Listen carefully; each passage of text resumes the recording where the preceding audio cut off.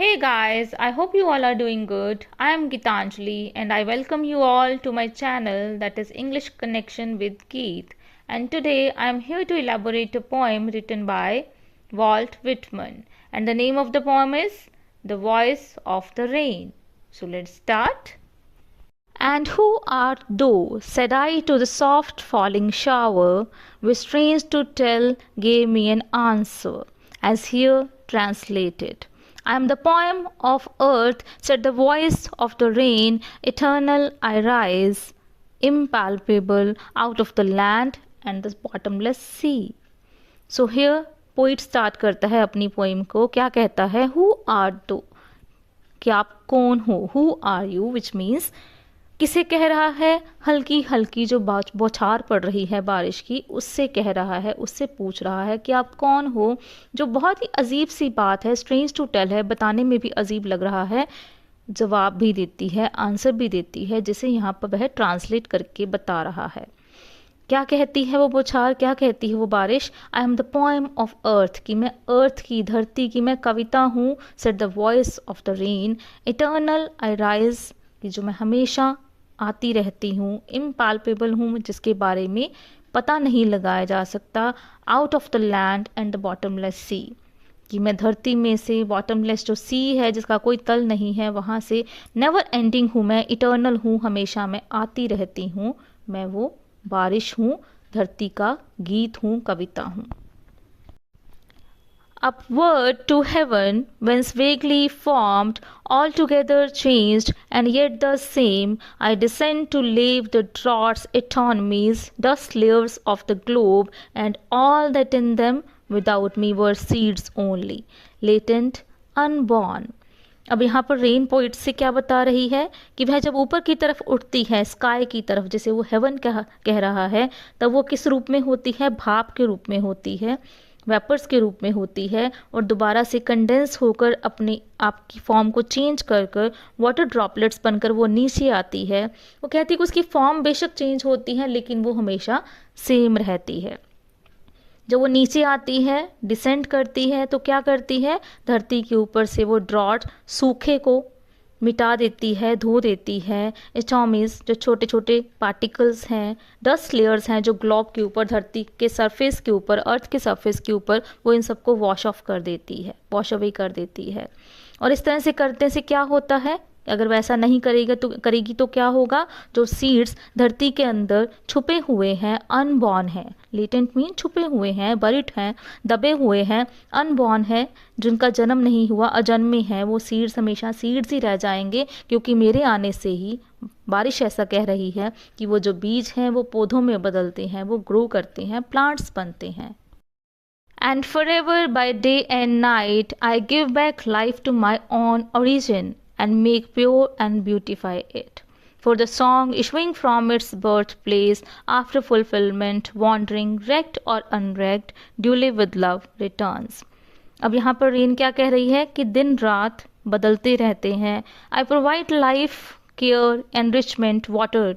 मैं उस जगह से जहाँ पर मेरा ओरिजिन हुआ है, जन्म हुआ है, वहाँ पर मैं सारी चीज़ें प्रोवाइड करती हूँ. पानी देती हूँ, लाइफ देती हूँ, केयर देती हूँ, एनरिच करती हूँ उस जगह पर.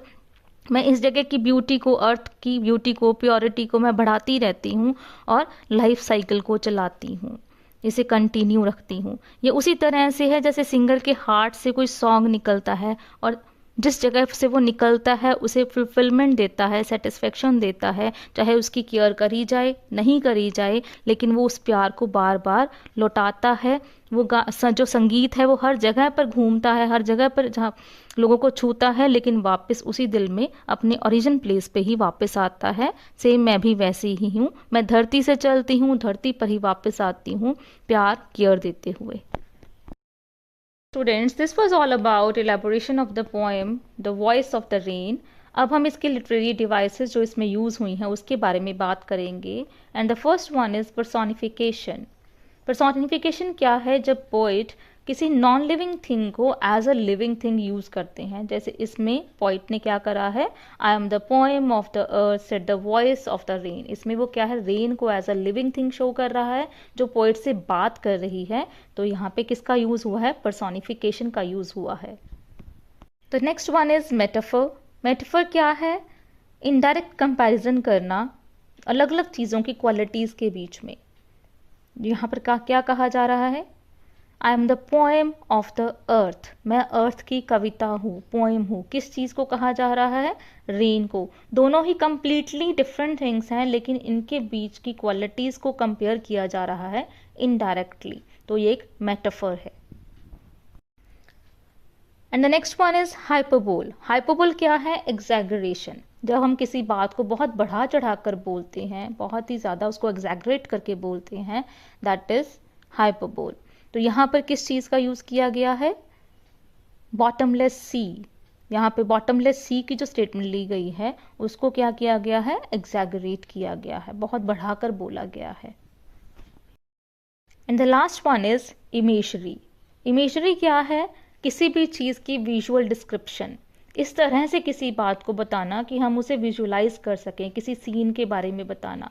कहीं पर फाइट हो रही है, आप उसका एज इट इज़ पूरा बात बता रहे हो, वहाँ पे क्या चल रहा है, क्या बोला जा रहा है, कैसे हो रहा है, that is imagery. Soft falling shower, जो यहाँ पर ये फ्रेज आई है, ये क्या दिखा रही है हमें कि कैसी हल्की हल्की बारिश पड़ रही होगी, बौछार पड़ रही होगी पानी की, तो that is an imagery. So students, let's summarise the poem now. क्या होता है कविता में, क्या होता है पोएम में? कि जो हल्की हल्की बारिश पड़ रही है, पोइट उससे पूछता है कि तुम कौन हो, जिस पर वो बताती है कि मैं धरती की कविता हूँ। उसका इस तरह से जवाब देना पोइट के लिए बहुत अजीब है, लेकिन रेन उसे और भी बहुत कुछ बताती है कि कैसे उसे छुआ नहीं जा सकता, किस तरह से वो ज़मीन के अंदर से बहुत जो डीप जो सीज हैं, ओशंस हैं, उनकी गहराइयों से वो भाप बनकर ऊपर जाती है, अपने आकार को बदलती है, फिर से पानी की बूंदों में बदलकर वो नीचे आती है। और जब वो धरती के सरफेस पे, अर्थ सरफेस पे आती है, यहाँ पर वो सूखी जगह पर पानी देती है, लाइफ साइकिल को चलाती है, अर्थ को ब्यूटीफाई करती है, प्योरीफाई करती है, और उन बीजों में जान डालती है जो ज़मीन के नीचे दबे हुए लाइफलेस पड़े होते हैं। वो उसे बताती है कि उसे कोई फ़र्क नहीं पड़ता कि उसके कामों का उसे क्रेडिट मिलता है या नहीं, कोई उसकी तारीफ़ करता है या नहीं, वो अपना काम करती रहती है, अपने घर पर जहाँ से वो उठती है वहीं पर वापस आती रहती है। वो अपना कंपैरिजन एक सॉन्ग से करता है कि सॉन्ग जैसे जब किसी भी सिंगर के अंदर से निकलता है तो वो चाहे पूरी दुनिया घूम ले, लेकिन इन द एंड उसी पॉइंट के इमोशन में आकर ही उसकी जो लाइफ साइकिल है वो पूरा होता है। ठीक उसी तरह से रेन होती है, वो धरती से उड़ती है, सब तरफ जाकर सबको लाइफ देकर, ब्यूटी देकर, सब कुछ देकर वो वापस अपने ही अर्थ सरफेस पर वो वापस आती है। So this was all about the poem and it's summary. Students, I hope you all have understood the poem, its summary, literary devices and its elaboration very well. And for more such videos, please like, share and subscribe to my channel. Thank you for watching.